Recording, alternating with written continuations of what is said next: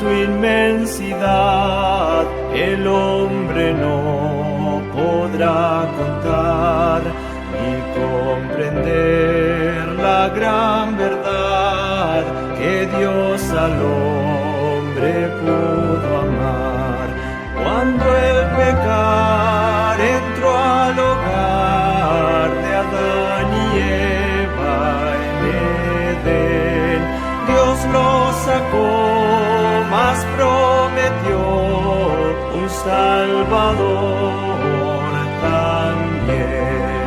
Oh amor de Dios brotando estás, inmensurable, eternal, por las edades durarás, inagotable raudal. Si fuera tinta todo el mar y todo el cielo un gran papel y todo hombre un escritor y cada hoja un pincel para expresar su gran amor no bastarían jamás. Él me salvó y me lavó y me da el cielo además. Oh amor de Dios brotando estás, inmensurable, eternal, por las edades durarás, inagotable raudal. Yo sé que el mundo pasará con cada trama y plan carnal, y todo reino caerá con cada trono mundanal. Pero el amor del Redentor por siempre durará. La gran canción de salvación su pueblo entonará. Oh amor de Dios brotando estás, inmensurable, eternal, por las edades durarás, inagotable raudal.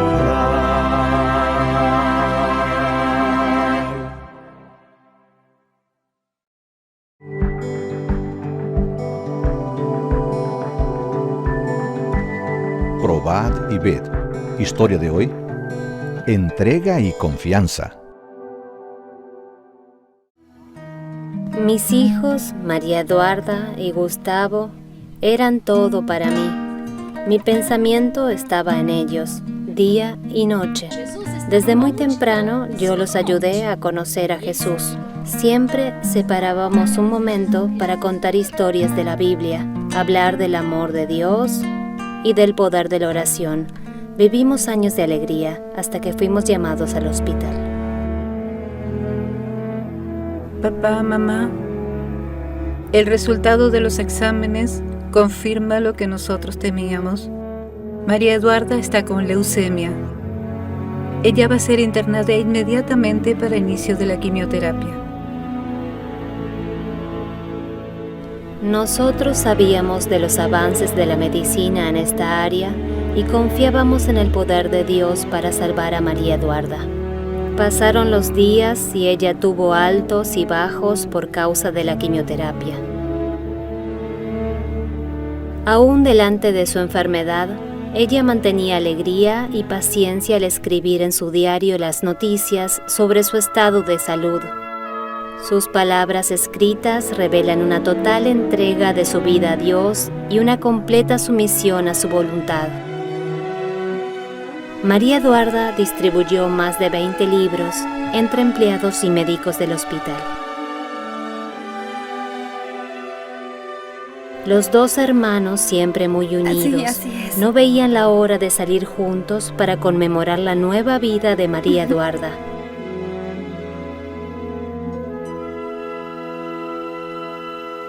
Su cuadro, sin embargo, Mamá, realmente se me siento agravaba. muy mal. Hija, tú precisas tomar el remedio. Forma parte de la quimioterapia. ¿Por qué no lo quieres tomar? Mamá, me duele mucho. Estoy con mucho dolor. Para tragar me duele demasiado. Duda, tuve una idea. A ver qué te parece. Por cada uno de los remedios que tomes te daré un dinero, ¿ah? Y te voy a pagar por adelantado. ¿Qué te parece? Después de ese día, ella fue llevada deprisa para terapia intensiva. Pasamos la noche despiertos y aprensivos. Cleo, la noticia que tengo que darte no es buena. Durante la madrugada, María Eduarda tuvo un cuadro hídrico y presentó muerte cerebral. Lo siento mucho, pero esa es la noticia que tengo, terrible para darte.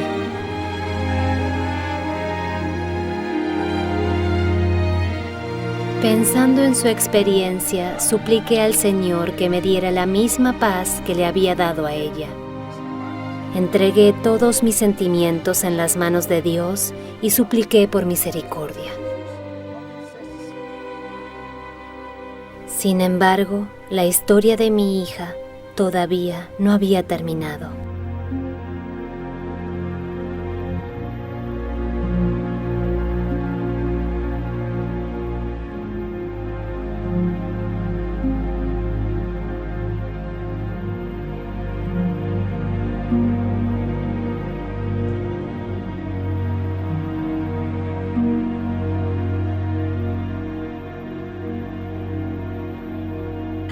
Miren lo que encontré en las cosas de María Eduarda. Estaba mirando su diario y encontré el sobre de diezmos. ¿Ustedes se acuerdan de aquel dinero que ganó ese día allá en el hospital? Ediva la incentivó a tomar los remedios. Ella no se olvidó de devolver la parte que le pertenecía a Dios. Fue fiel hasta el fin. Queridos hermanos, valoricen cada momento en familia, principalmente al lado de sus hijos. Muéstrenles el camino en el que deben andar, con humildad y paciencia. Este es nuestro deber.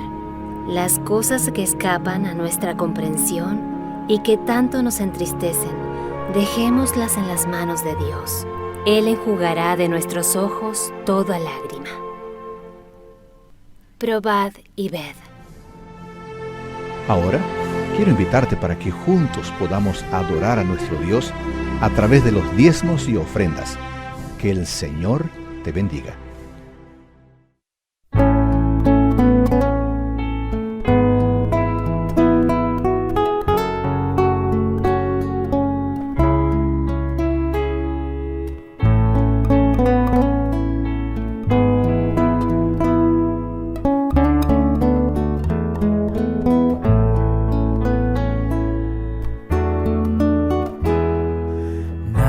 nadie jamás podrá vencer la fuerza del amor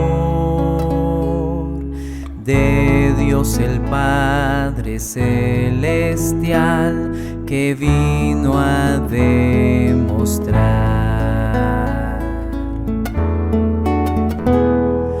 cuán grande es el cielo azul, y yo quién podría ser, pero Él por mí su vida dio, inmensurable amor.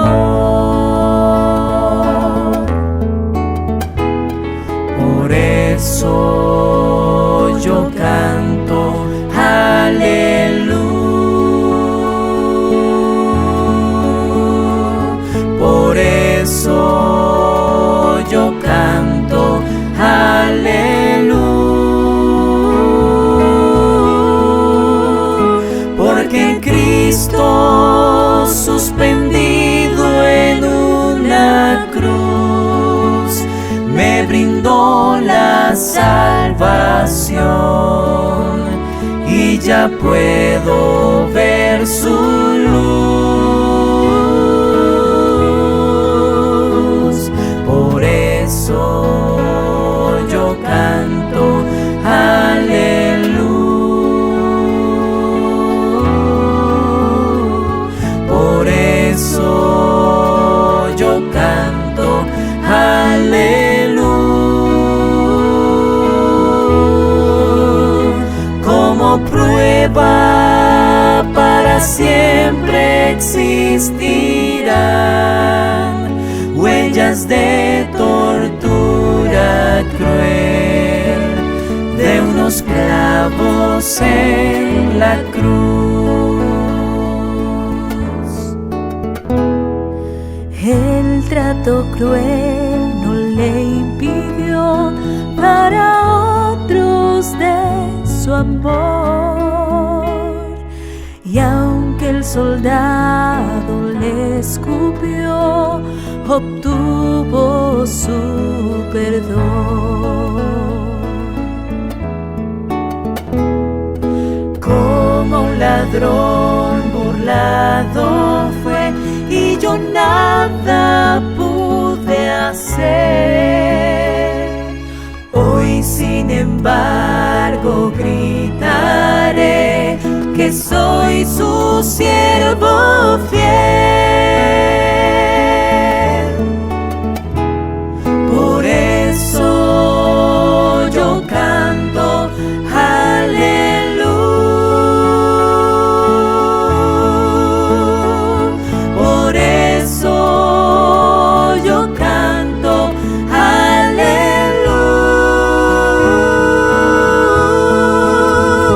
Porque Cristo suspendido en una cruz me brindó la salvación, y ya puedo ver su luz.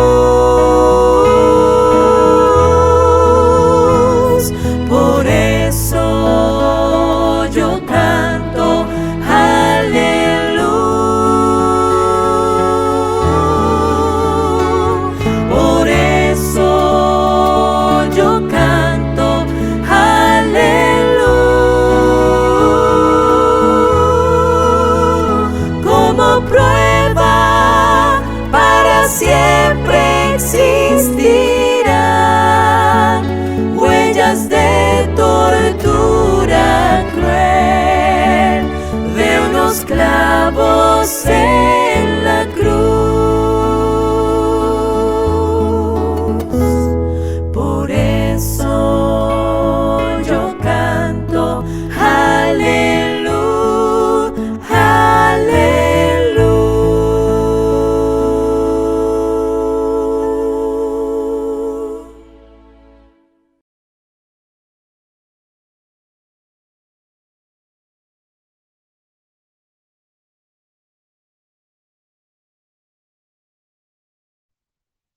¿De qué manera? ¿Cómo podemos nosotros estar cerca del camino de salvación. ¿Cuáles son los mandatos de Dios que nos llevan al camino de salvación? Ese es el tema que vamos a ver esta noche.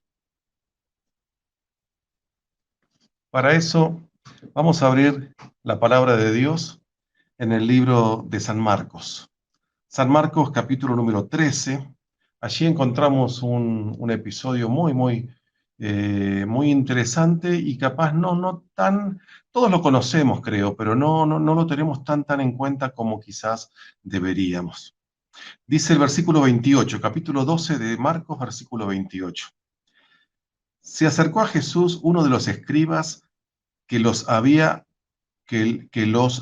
oído discutir. Jesús los había oído discutir y sabía que les había respondido bien y le preguntó: ¿cuál es el primer mandamiento de todos? Fíjense la pregunta del escriba, una pregunta muy a tono con la forma, la manera en que los judíos entendían la religión. La religión era la suma de varios mandamientos, la suma entonces de varias ordenanzas. La obediencia o no a esos mandamientos llevaba a la salvación o a la perdición. Por eso le pregunta: ¿cuál es el primer y más grande de todos los mandamientos? Jesús le respondió: el primer mandamiento de todos es: oye Israel, el Señor nuestro Dios, el Señor uno es. Amarás al Señor tu Dios con todo tu corazón, con toda tu alma, con toda tu mente y con todas tus fuerzas. Y el segundo es semejante: amarás a tu prójimo como a ti mismo. No hay mandamiento mayor que estos. Fíjense que Jesús responde, en la respuesta de Jesús menciona dos mandamientos, y en la pregunta del escriba, el escriba le pregunta por uno, por el mayor, y pareciera que Jesús no puede separar estos dos mandamientos. Por eso no solamente habla de uno, sino que específicamente habla acerca de los dos. Entonces, el versículo 32 dice: cuando el escriba lo escuchó, le dijo: bien, maestro, has dicho la verdad, que uno es Dios y no hay otro fuera de él, y que amarlo con todo nuestro corazón, con todo el entendimiento, con todas las fuerzas, y amar al prójimo como a uno mismo, es más que todos los holocaustos y sacrificios. Cuando Jesús vio que el escriba había respondido sabiamente, le dijo: no estás lejos del reino de Dios. Y ya nadie dice que se atrevió a preguntarle nada más. Qué interesante.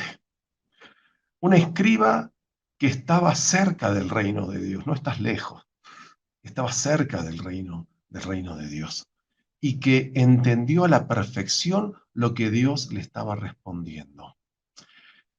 Amar a Dios y amar al prójimo. Amar a Dios con todo nuestro corazón, con toda nuestra alma. Y al prójimo con una pequeña diferencia, dice: como a nosotros mismos. Entonces, si el gran mandamiento, los grandes mandamientos son amar a Dios y amar al prójimo, creo que es importante para nosotros como miembros de la Iglesia de Dios, el poder entender concretamente, de manera práctica, qué es amar a Dios, y de manera práctica qué es amar a mi prójimo. Porque finalmente en esto se resume la ley de Dios. Y en esto se resume evidentemente la relación con Dios. Y el evangelio de salvación está también entremezclado con estos dos mandamientos de Dios: amar a Dios y amar al prójimo. Vamos a hablar en primer lugar de amar a Dios. ¿Qué es amar a Dios? ¿En qué consiste el amor a Dios? Para eso vamos a ir a San Juan capítulo 13. Y acompáñenme, vamos a leer bastante en esta noche. Vamos a permitirle que Dios entonces nos hable a través de su palabra. En el capítulo 13 nos habla acerca de, Jesús nos habla acerca de lo que significa verdaderamente amar, y nos habla no explicándolo en palabras, sino con los hechos en la vida de Jesús. Capítulo 13, versículo 1 dice: antes de la fiesta de la Pascua, sabiendo Jesús que había llegado su hora de pasar de este mundo al Padre, habiendo amado a los suyos que estaban en el mundo, los amó hasta el fin. Fíjense cómo Jesús estaba enfrentando, estaba iniciando todo ese proceso final que lo iba a llevar al Calvario, que iba a culminar con su propia muerte. Y comienza ese proceso allí en el aposento alto, al participar de la última Pascua con sus discípulos y al establecer la Santa Cena, comienza ese proceso diciendo claramente el apóstol San Juan que Jesús los amó hasta el final.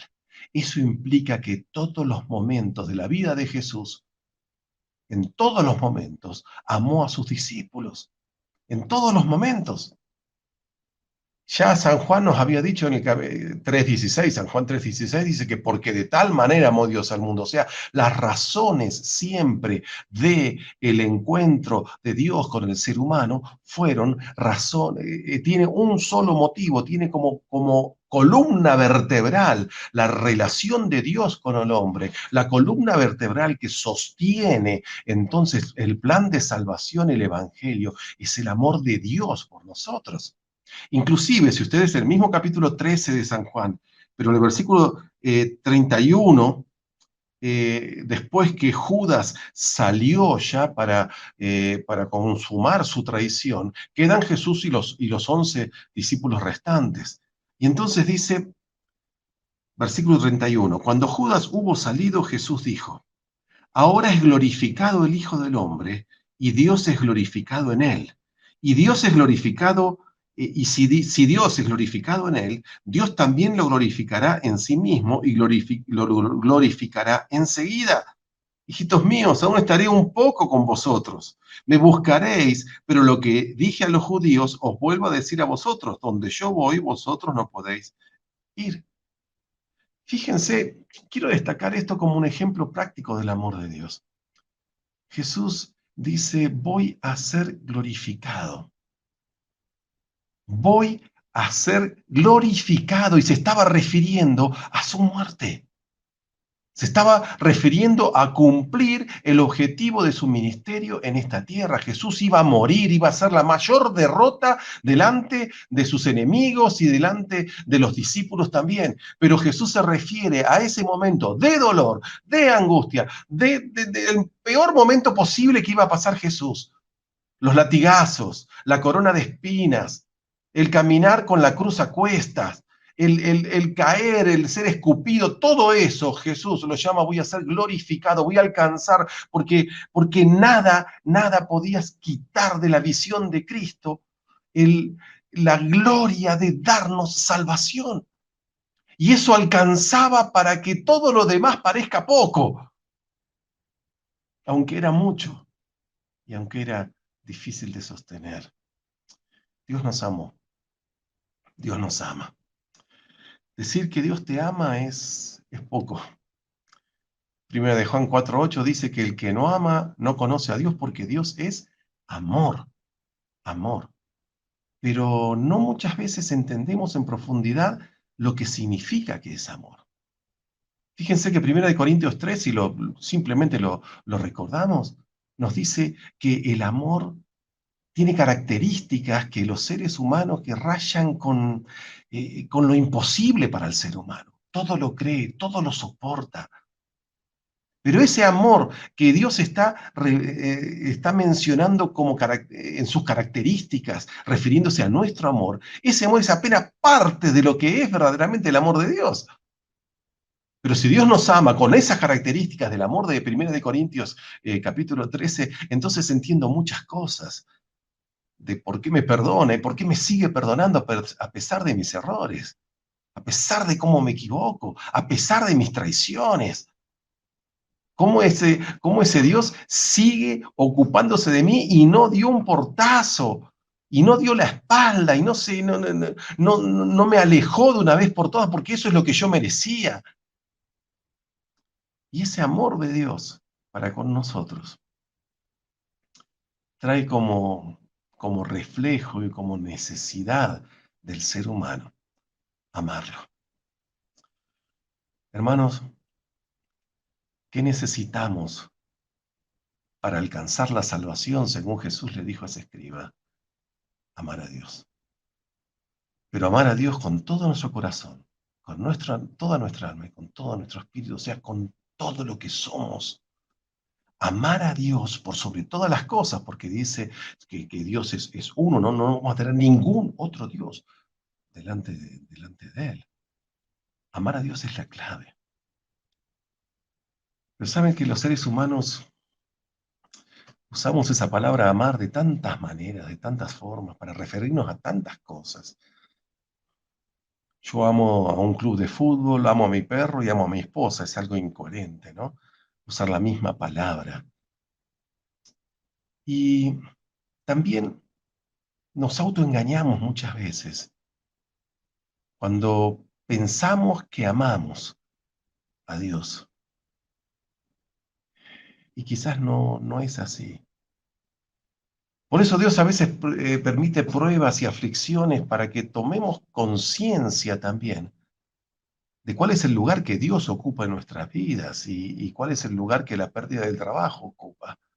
¿Cuál es el lugar que Dios ocupa en tus vidas y cuál es el lugar que tu salud ocupa en tu vida? ¿Cuál es esa escala de valores con la cual viviste, manejás, sentís y vivís tu religión también? Por eso Dios, en estos mismos capítulos de San Juan, mientras Él está hablando con sus discípulos, el último mensaje que va a darles, Jesús se ocupa y se preocupa por dejar en claro que los discípulos tienen que entender lo que es amar a Dios. Capítulo 14, perdón, versículo 15, espigando un poco lo que Jesús viene diciendo. Jesús va a repetir 3 veces en este capítulo el mismo concepto, porque evidentemente es muy importante para él. Dice en el versículo 15 un texto que los adventistas sabemos, pero de memoria. Y no sé si lo entendemos del todo, pero lo usamos mucho en los estudios bíblicos, quizás, cuando queremos mostrar a una persona la importancia de los mandamientos de Dios. Pero en este versículo Dios deja señales de alarma frente a nosotros, luces que se encienden para que tomemos conciencia cuál es nuestra verdadera relación con Él. Dice en el versículo 15, si me amáis, guardad mis mandamientos, y yo rogaré al Padre para que os dé un consolador que esté con vosotros siempre. El Espíritu de verdad, sigue diciendo el versículo 17. Jesús dice, si ustedes me aman, entonces guarden mis mandamientos. Acá hay una cadena que va trayendo un eslabón tras el otro, que no se puede separar. Jesús dice, si ustedes me aman, la consecuencia natural de ese amor, la condición a la cual los va a llevar ese amor, es guardar mis mandamientos. Y si ustedes me aman, guardan mis mandamientos, yo voy a rogar a mi Padre y vamos a enviar el Espíritu Santo en la vida de ustedes. Pero si fuese esto solamente una vez dicho por Jesús, pareciera que apenas es una expresión. Pero fíjense que vuelve a decir Jesús en el versículo 21, el que tiene mis mandamientos y los guarda, este es el que me ama. Y el que me ama será amado por mi Padre, y yo lo amaré y me manifestaré a él. Es exactamente lo mismo. Amar a Dios, guardar sus mandamientos, la presencia de Dios con nosotros, en el Espíritu Santo, en Jesús con nosotros. Es exactamente el mismo pensamiento. Y si ustedes miran el versículo 23, Jesús le responde a Judas, no el Iscariote, que ya no estaba con ellos, sino el otro, les dice, el que me ama guardará mi palabra, y mi Padre lo amará, y vendremos a él y habitaremos con él. De vuelta lo mismo, el que me ama guarda mis palabras, guarda mis mandamientos, y vendremos a él con mi Padre. Entonces, hay una cuarta vez que Jesús lo vuelve a decir. ¿Saben? Yo creo que Dios dejó señales, por lo menos siento eso en mi vida. Dios dejó señales para que yo pueda entender si verdaderamente estoy amando a Dios o no. Y esto no es legalismo. Estamos hablando de amor. Estamos viendo a Jesús utilizar esa palabra amor, 3 veces utilizarla. Estamos viendo a un Jesús que amó a sus discípulos hasta el final. Estamos viendo a un Jesús preocupado por ellos y por su futuro. Y estamos viendo a un Jesús que resumió su ley en 2 grandes mandamientos y los más importantes, amar a Dios y amar al prójimo. Entonces, amar a Dios, me está diciendo ese mismo Jesús, que no significa ni más ni menos, o sea, que incluye sí o sí guardar sus mandamientos, guardar su palabra, guardar sus enseñanzas. Y esto significa que en la medida en que Dios en su amor me permite comprender y entender su palabra, yo debo incorporarla a mi vida. Esa es la consecuencia del amor.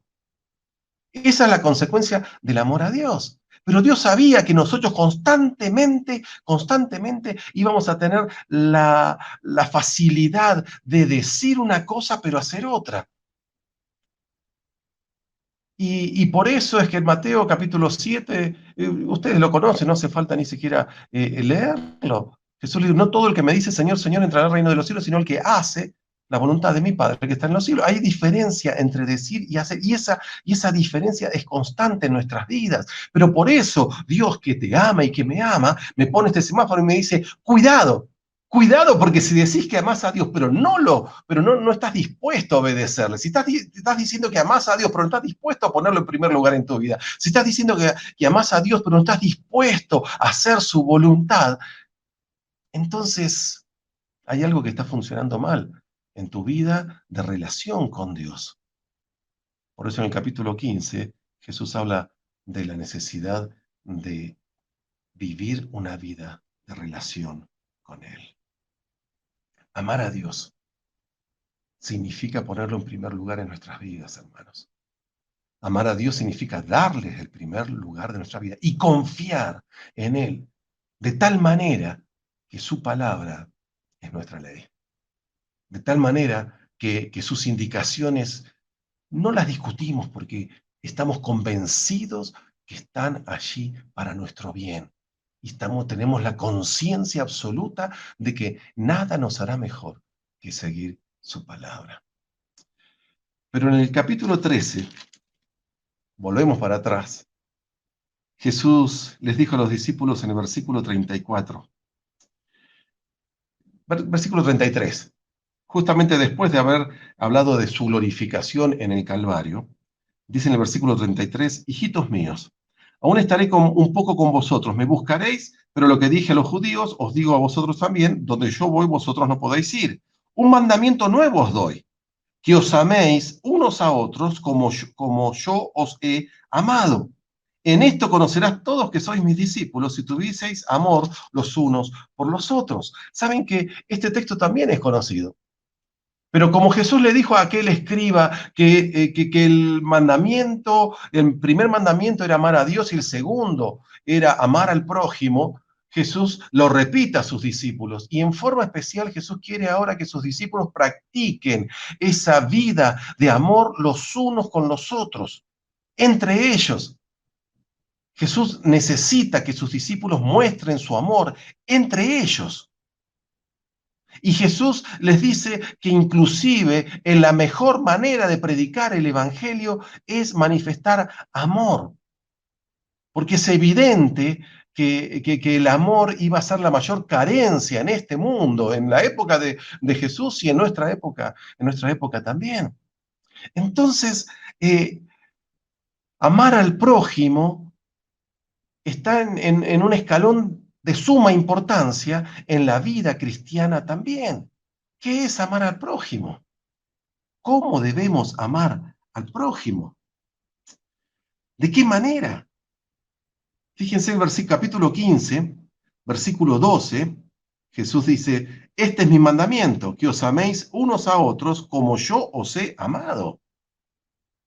O sea, que sobre el pedido de que ellos se amen, está ahora la indicación de que el amor que deben tener entre ellos debe ser tan puro como el amor que Jesús tuvo para con ellos. de esa misma manera deben amarse. Y entonces en el versículo 17, porque tenemos que saltear algunos, pero es maravilloso este capítulo de San Juan, dice: estos mando que os améis unos a otros. Nuevamente repite lo mismo, que os améis, que os améis.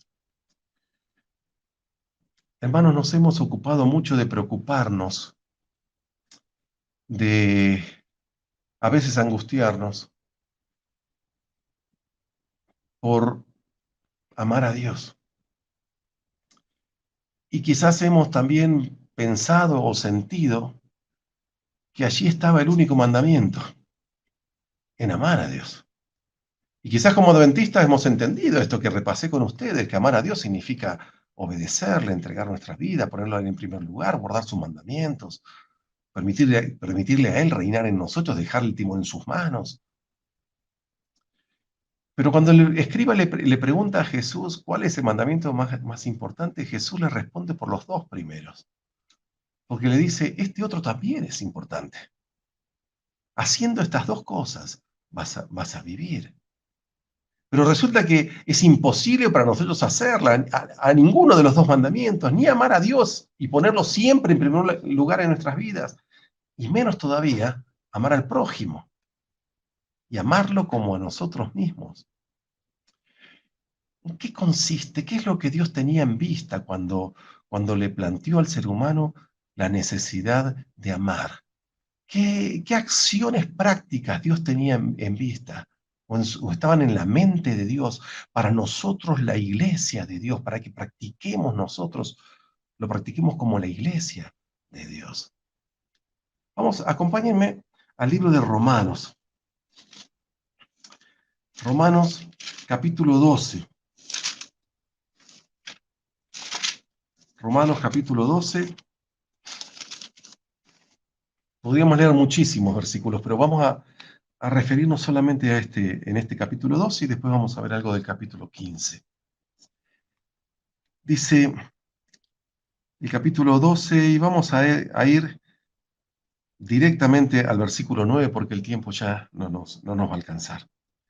Dice así: el amor sea sin fingimientos, aborreced el mal y seguid el bien.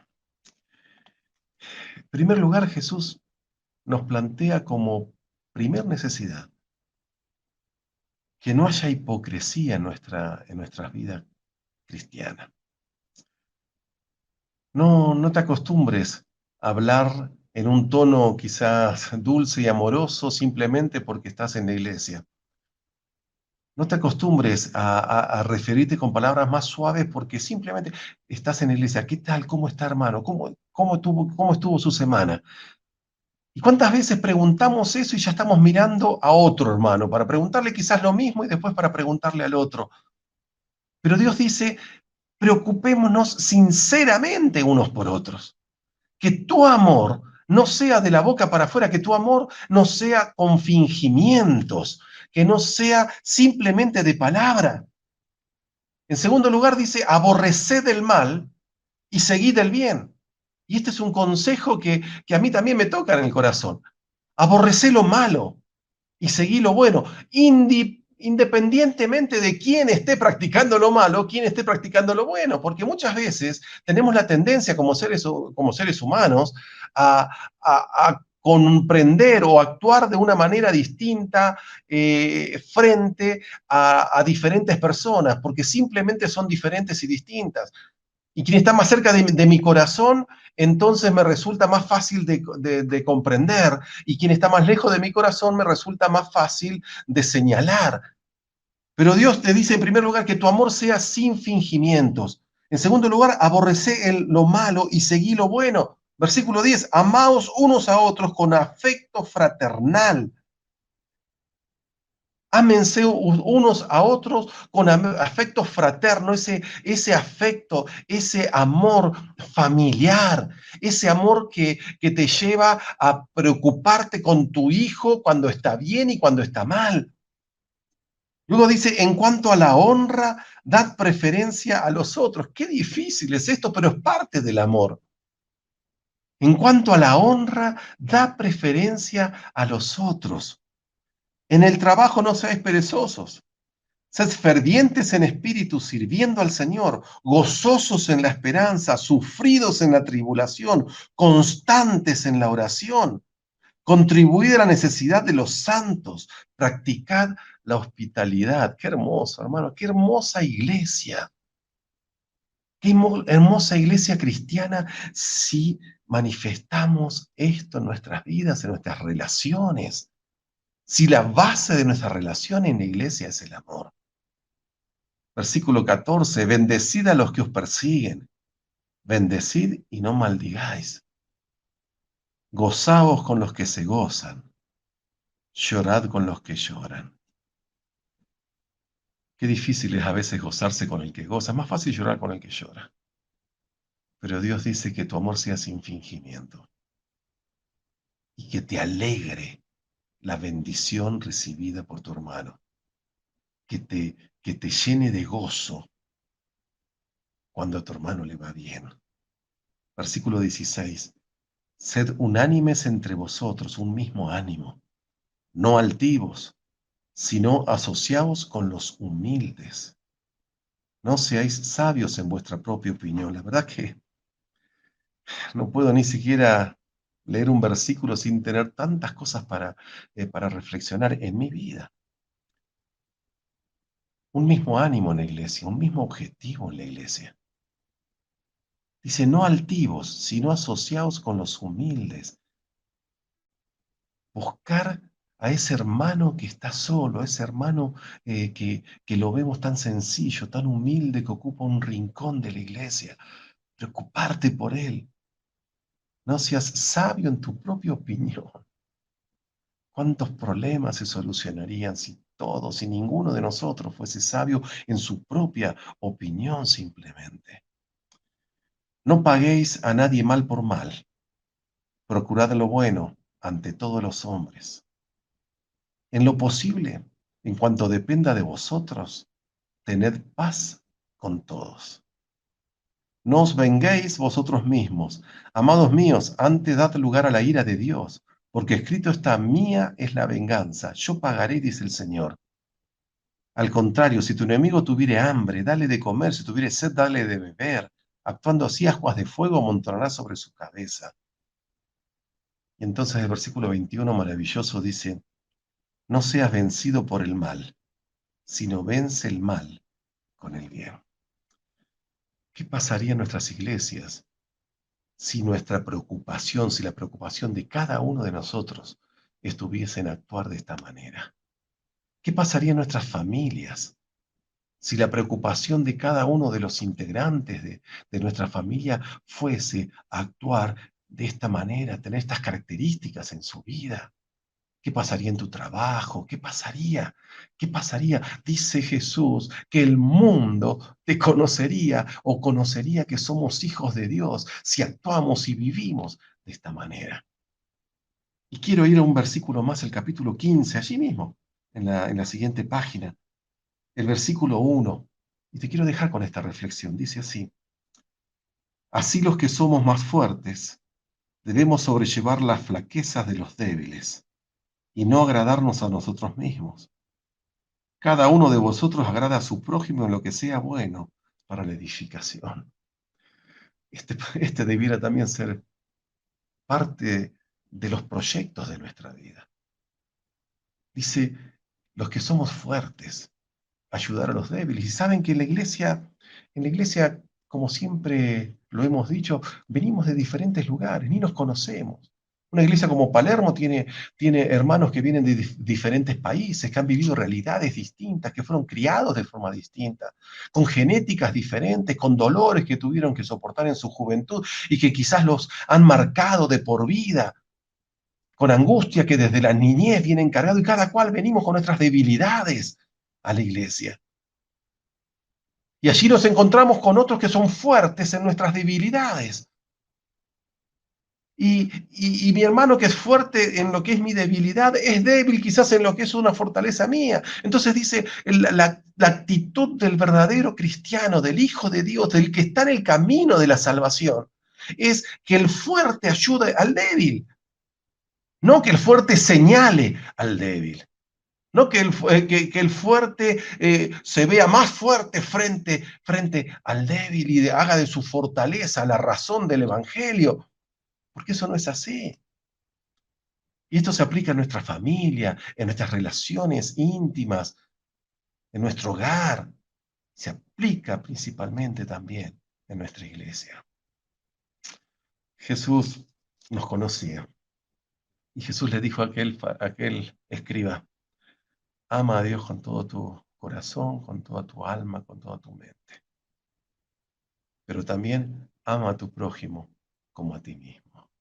En esto consisten los dos mandamientos, el primero y el segundo, que es semejante, que es parecido. Pero saben que yo me encuentro con esta preocupación. No puedo ni con el primero, ni con el segundo muchas veces. El semáforo de amar a Dios, el semáforo de la observancia de sus mandamientos se me enciende a cada rato. Esa luz de advertencia se me enciende y me dice, epa, decís amar a Dios, pero estás haciendo de esta manera. Epa, decís amar a Dios, pero te estás comportando de esta otra manera. Y esa conciencia me alerta, me despierta. Pero por eso Jesús a sus discípulos les dejó el capítulo 15 también. Y dice en el capítulo 15, versículo 1, yo soy la vid verdadera y mi Padre es el labrador. Qué hermoso. Yo soy la vid verdadera y mi Padre es el labrador. Y vos y yo somos ¿qué cosa? Los pámpanos. Dice el versículo 4, permaneced en mí y yo en vosotros. Como el pámpano no puede llevar fruto por sí mismo, si no permanece en la vid, tampoco vosotros si no permanecéis en mí.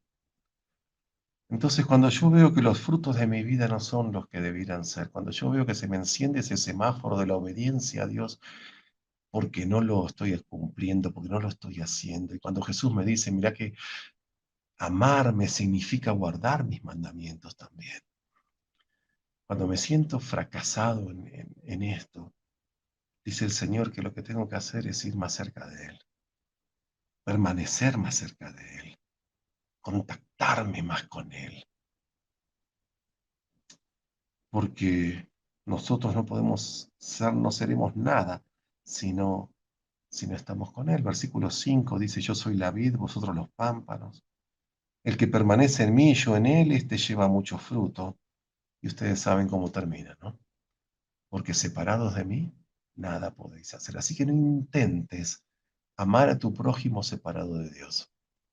No intentes ni siquiera amar a Dios separado de Él. Una vida de relación íntima y profunda. Fíjate lo que dice en el versículo 7. Si permanecéis en mí y mis palabras permanecen en vosotros, pedid todo lo que querráis y os será hecho. En esto es glorificado mi Padre, en que llevéis mucho fruto y seáis mis discípulos. Como el Padre me amó, yo os he amado. Permaneced en mi amor. Si guardáis mis mandamientos, permaneceréis en mi amor, como yo también he guardado los mandamientos de mi Padre y permanezco en su amor. No se puede separar la obediencia a Dios del amor a Dios. No se puede separar. El amor a Dios no se puede lograr lejos de la presencia constante de Jesús en nuestras vidas. No se puede. No lo intentes. Entonces hoy yo quiero dejarte esto en tu corazón.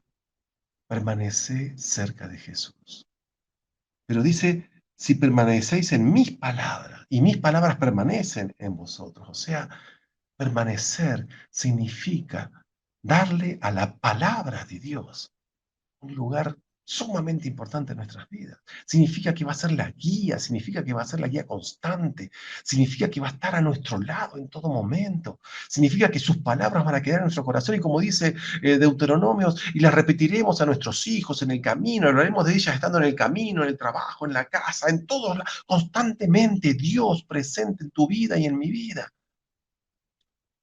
Ese es el resultado, son los frutos de Dios en nosotros. Amar a Dios y amar al prójimo. Mi deseo, hermanos, es que podamos a mitad de semana volver a decirle al Señor, Señor, yo quiero permanecer en ti. Señor, yo quiero tener frutos. Yo quiero ir por ese camino. Yo quiero obedecerte con el gozo que te obedecieron los discípulos. Yo quiero amarte con el gozo que te amaron ellos. Yo quiero amar a mi prójimo como aquella primera iglesia. Si soy fuerte en algo, quiero sostener, porque para eso estoy. Que Dios te bendiga. Que Dios te dé las fuerzas. Pero acordate, separado de Cristo, separado de Dios, nada. Y con Dios, hasta lo imposible. Porque todo lo puedo en Cristo, que me fortalece. El Señor te bendiga. Amén.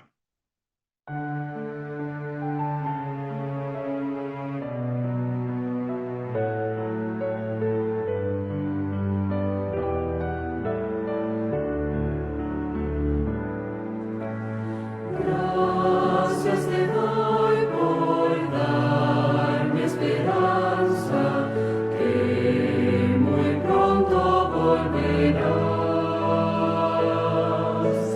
Gracias te doy por tu sacrificio, que me dio la salvación. Jesús, te amo. Jesús, en la cruz lo demostró. Jesús hoy te invita, dame tu corazón. Gracias te doy por darte alabanza y feliz poder cantar. Gracias te doy por la vida eterna que en breve de gozar.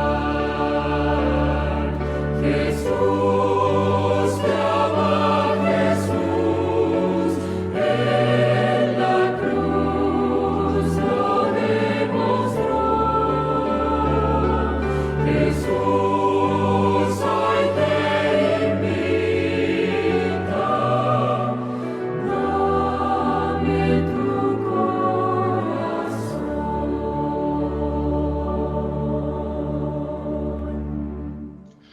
Hermanos, vamos a inclinar nuestro rostro allí donde estemos y vamos a elevar y conectarnos con nuestro Padre Celestial. Amoroso Dios, tú has escuchado las oraciones de tu pueblo. Tú comprendes, Señor, cada situación. Tú estás en cada hogar y Señor, eres consciente de las dificultades que muchos hermanos están pasando en estos momentos.